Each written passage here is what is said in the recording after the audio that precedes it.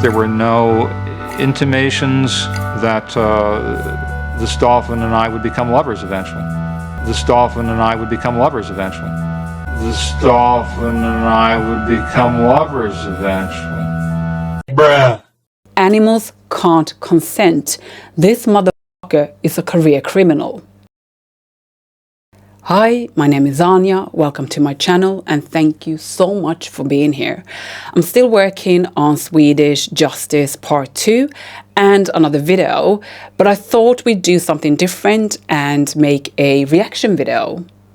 Tonight we're talking about this man and his shenanigans.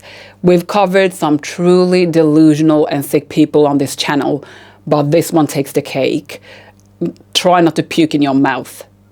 Let's talk about zoophilia. Yep, we're going down the bottom of the filth barrel. Zoophilia is a paraphilia in which a person experiences a sexual fixation on non-human animals, so a sexual attraction to animals like dogs or goats. They have their own flag and websites because why not? On those sites, they try to rationalize their crimes against animals because bestiality is indeed a crime in the vast majority of countries. Some things I saw when researching were extreme and disturbing. This video is just scratching the surface and it's actually quite easy to digest. Let me introduce tonight's freak show, Malcolm Brenner. In fact, he's not only a freak show, he's the main show, the clown, and the whole circus. I'm reacting to a documentary about him and you're watching it with me.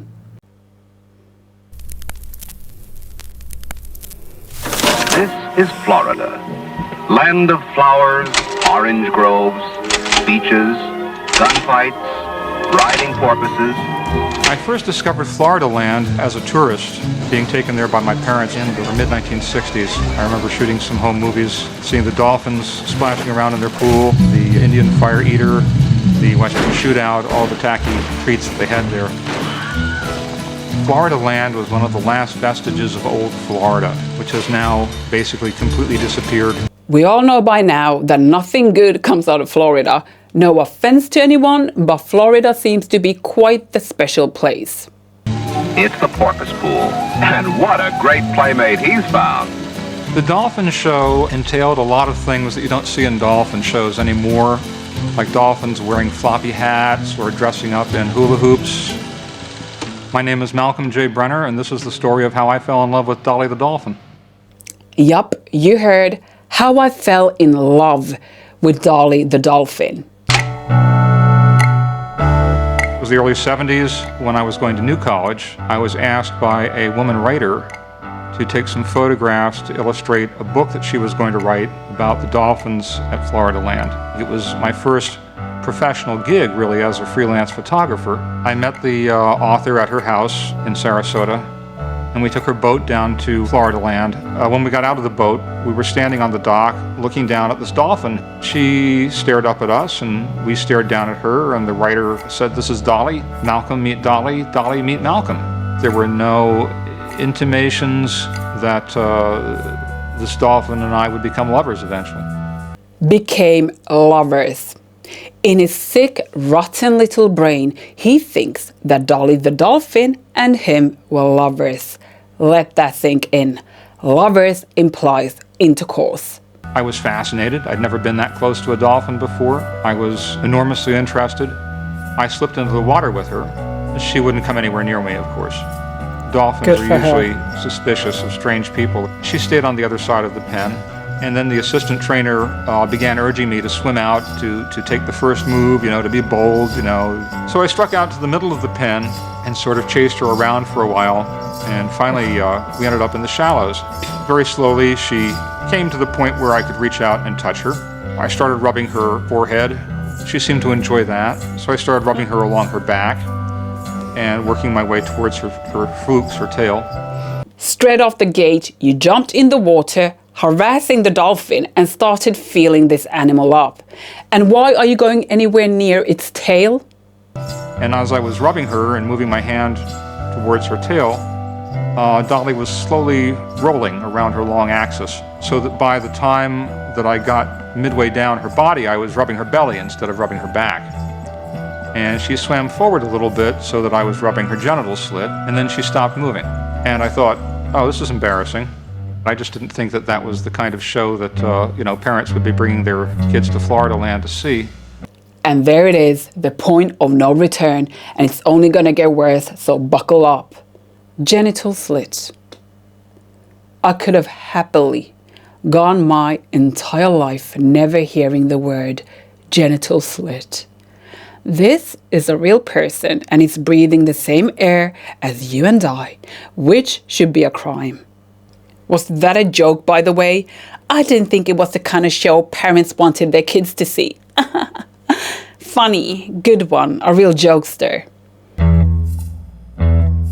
She was kept in the sea level pens because she was at the time the only dolphin outside of the U.S. Navy that was trained to work in open water. Her part of the show was to swim along with a riverboat in the intercoastal waterway and jump for fish, which her trainer would be holding on the upper deck of this riverboat. It was a really incredible performance. When I would get in the water with her, she would approach me, unafraid. She would solicit attention. I never fed her. I never gave her any kind of food rewards. Her courtship, as it progressed, got more vigorous and intense. He's trying to tell us that Dolly was courting him, and since he didn't give her food, they had a genuine connection. Fucking sicko. She would rub her genital slit against me, and if I tried to push her away, she would get very angry with me. One time when she wanted to masturbate on my foot and I wouldn't let her, she threw herself on top of me and pushed me down to the 12-foot bottom of the pool. Those were the tactics that she was trying on me at first. Eventually, she seemed to get the message that that wasn't going to work. She became very gentle. She might open her jaws and run her teeth very gently along my arm or my leg, which produced an amazingly erotic feeling to me, which I think was her way of saying to me, look, I'm very strong, but I'm not going to harm you. I don't believe that for 1 second. Not for a nanosecond.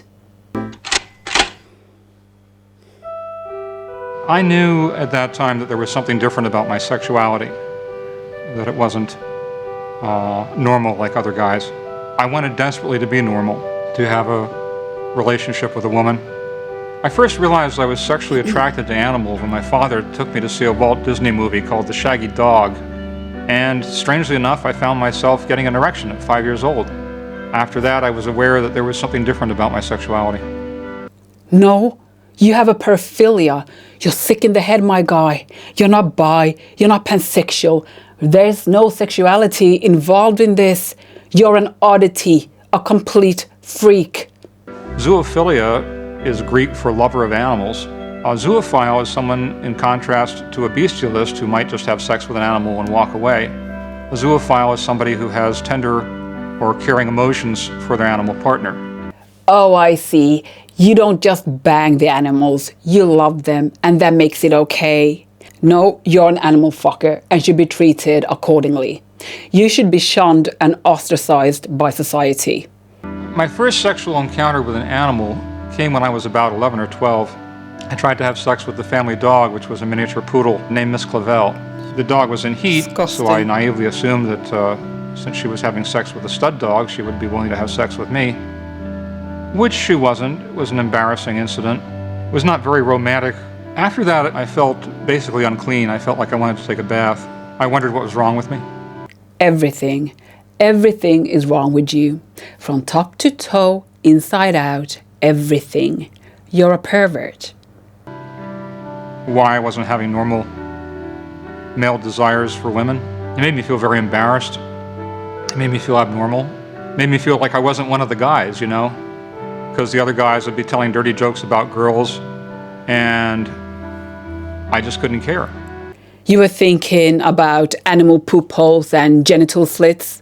Oh, pardon me. Can I ask, do you also go for poop holes, or is it genital slits only? Whatever I was getting from the dolphin seemed very fulfilling, very rewarding. It It was like she was the only female who was really paying any attention to me. And that made a tremendous amount of difference to me. At one point, on a particularly cold day when everybody else was inside the trainer's hut, I found myself thinking, this dolphin's been courting me. I could have sex with her. So I tried. She was passive. She lay in the water and let me try to penetrate her. And I couldn't do it. The water was too cold. I felt very nervous. I felt like we were going to be discovered at any moment.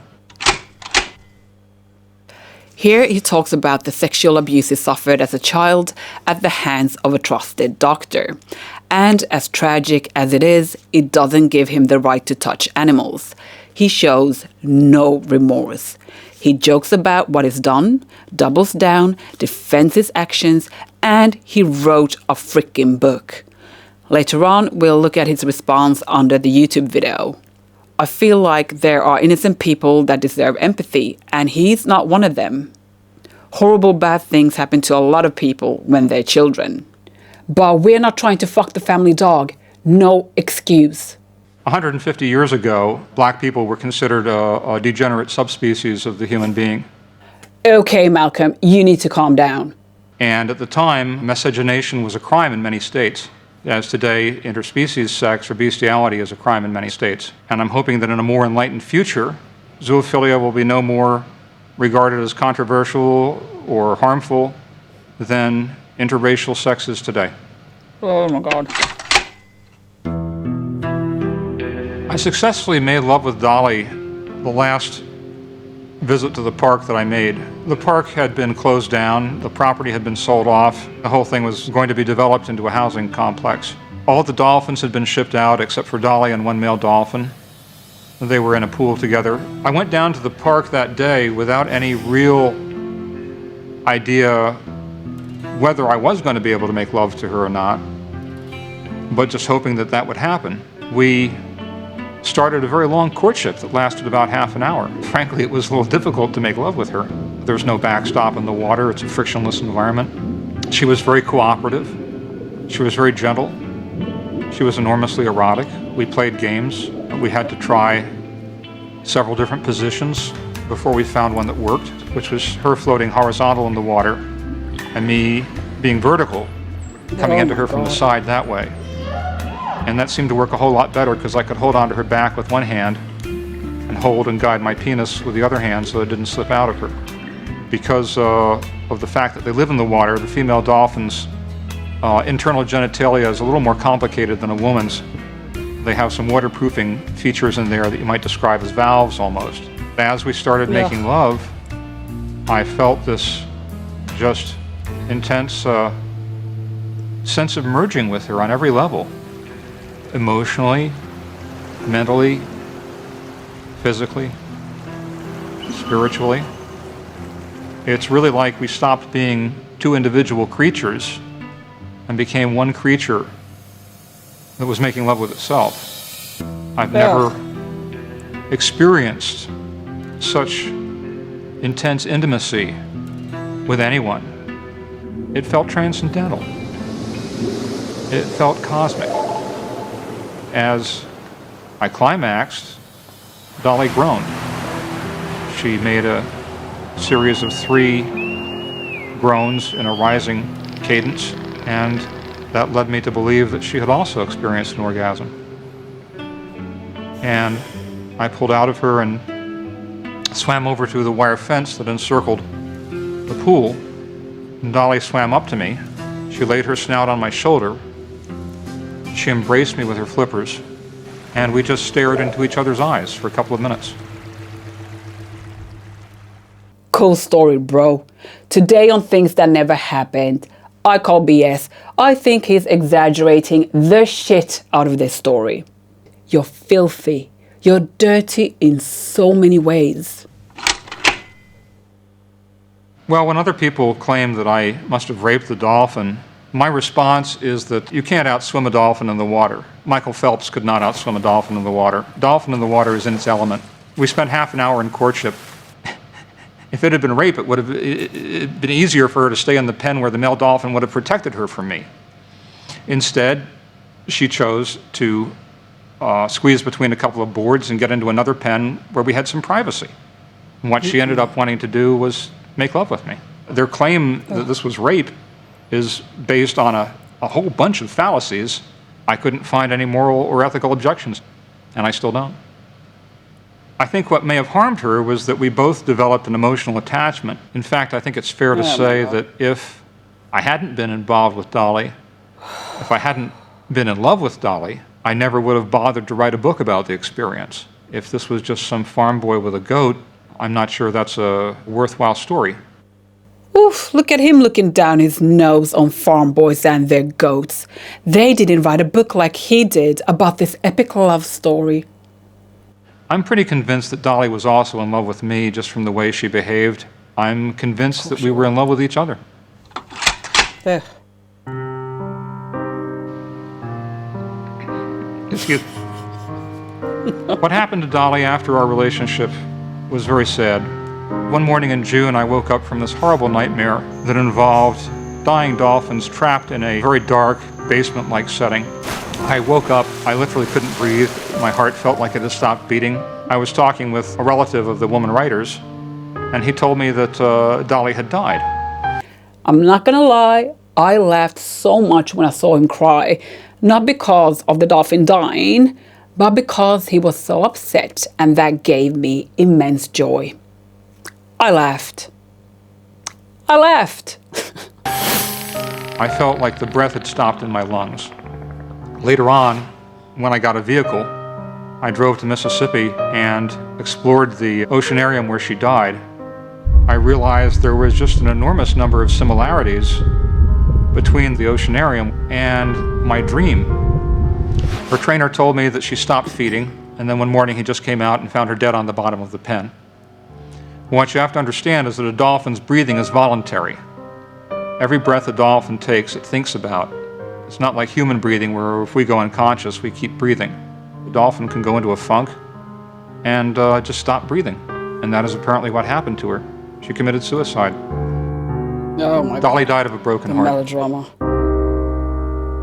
Dude, no, she didn't die of a broken heart or because of you. Stop, you narcissist.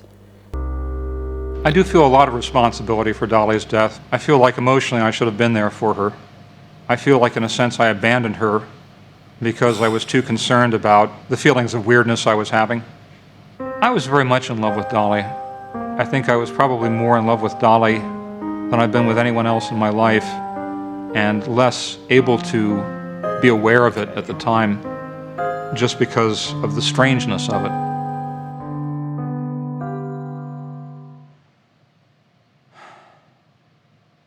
Would I change being a zoophile? I don't know. What I would change, I think, is the ending to the story with Dolly.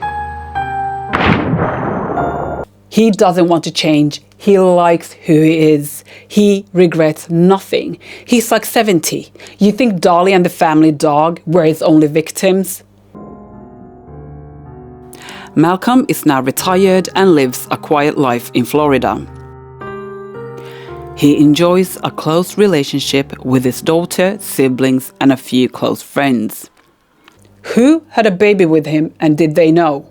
Surely you have to be able to tell that something's off when you meet someone like this.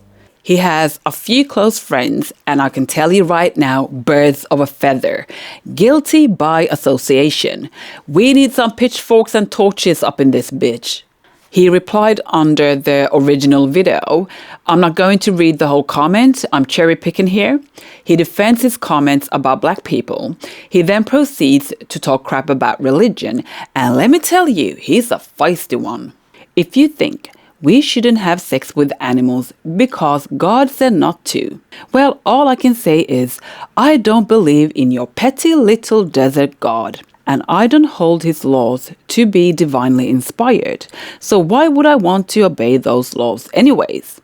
Well, Malcolm, the thing is, you still need to follow the law in whatever country you live in or you travel to. He continues, are you an Orthodox Jew? Do you eat cheeseburgers or shrimp or wear cotton synthetic blends or go out of the house on the Sabbath?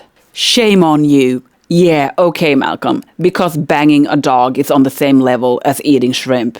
The audacity of this dude is mind-boggling. The mental gymnastics is unreal. His whole response is a bunch of whataboutisms. He continues, I think you're being hypocritical. In our society, it's okay to raise animals to eat. I'm certain that those creatures would rather have sex with a human than be slaughtered. You can raise an animal, buy or sell an animal, castrate or spray an animal, artificially inseminate an animal, and force it to bear offspring, or hog-tie it before you mate it. Is there a third option? I'll take C. None of the above. How about we stop hurting animals and don't bang them? Then this final comment. So tell me, why are there laws against having sex with non-humans? Because people are fucking prudes, that's why. He's doubling down, he's going 10 toes down, he's dying on that hill. He's like, animals are sexy. Over 1,000 degenerates liked his comment. I'm telling ya, we're going to hell in a handbasket. There are people out there like, oh, he isn't harming anyone. First and foremost, yeah, he is. This man is harming my sensibilities and my eyes. Plus, it's illegal in most countries, the vast majority of countries, for a reason. Animals can't consent. This motherfucker is a career criminal. So if you defend him, I don't know what to tell you, you're beyond help. Here are some funny comments. Of course, this happened in Florida. He was embarrassed when the family dog rejected him. Oh my God, I can't stop laughing. Every time he mentions her genital slit, it knocks about 5 years of my life expectancy. What's your sexuality, dolphin? As I mentioned, he wrote a book. What the hell is this title? Wet Goddess. Gross. Description. Set at the height of the Vietnam protests, Jimi Hendrix and LSD. Wet Goddess is a story of strange encounters, awkward misadventures, and ultimately love. $22? Get the hell out of here with that shit. I know where we should send Malcolm. Oh, and America, do yourself a favor and get rid of Florida. I was going to dive into the websites, but I couldn't. It was too much, and that's rare for me. My first and last video on this topic. Thank you for watching. I'll see you next time. Take care. Bye.